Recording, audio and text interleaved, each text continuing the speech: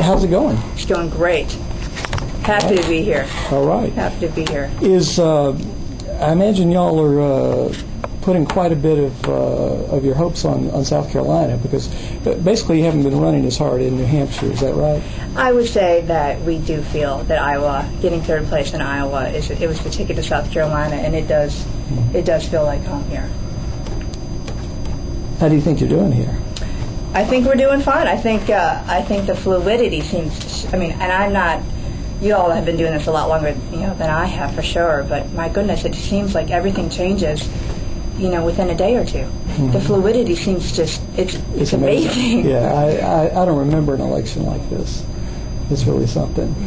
So we at the end of the day, I think that most of the people in South Carolina, feel the same way Fred does about the issues that Fred cares about, has been fighting for, and has stood for consistently his whole career. So I think that the retail politicking that he's so good at, that he's been doing like he did in '94, I think is going to be the key here. Well, I tell you what, I made some of y'all supporters pretty mad over the weekend. Joshua's probably aware of that, being an old blogger himself.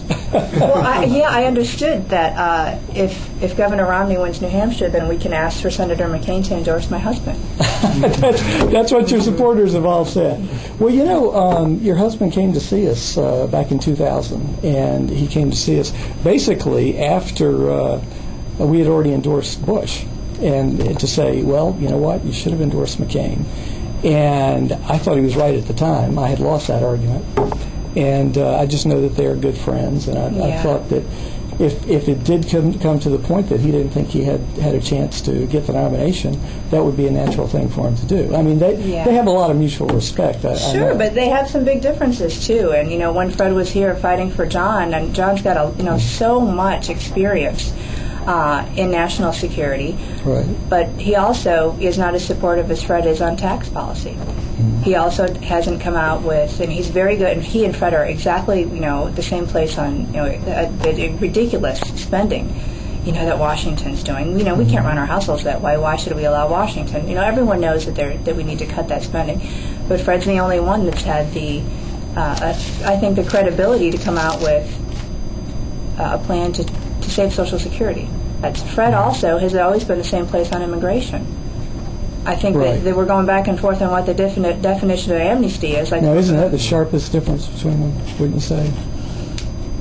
I don't know exactly. Since I don't know so much about policy, per se, I haven't. I certainly don't have. With 2 kids under 4, I'm not looking at like the policy papers. I think overall, I think that Fred definitely felt earlier on consistently that not just securing the borders, and I would suggest, since we're talking to bloggers, that you go to fred08.com and make sure you understand the differences in their immigration plans. And what Fred's definition of amnesty is different than not only Senator McCain's, but I think the other candidates as well. Mm-hmm. Amnesty is amnesty, and if you're rewarded for illegal behavior, it's amnesty. Mm-hmm. Period. Mm-hmm. One thing that people know about Fred, whether you're for him or not, whether you're on someone else's payroll or not, what they know about Fred is he is who he is. Right. When he says something, they may say he says it too slowly. But you know what? He means it, and he'll back it up. And he knows what the definition of amnesty is.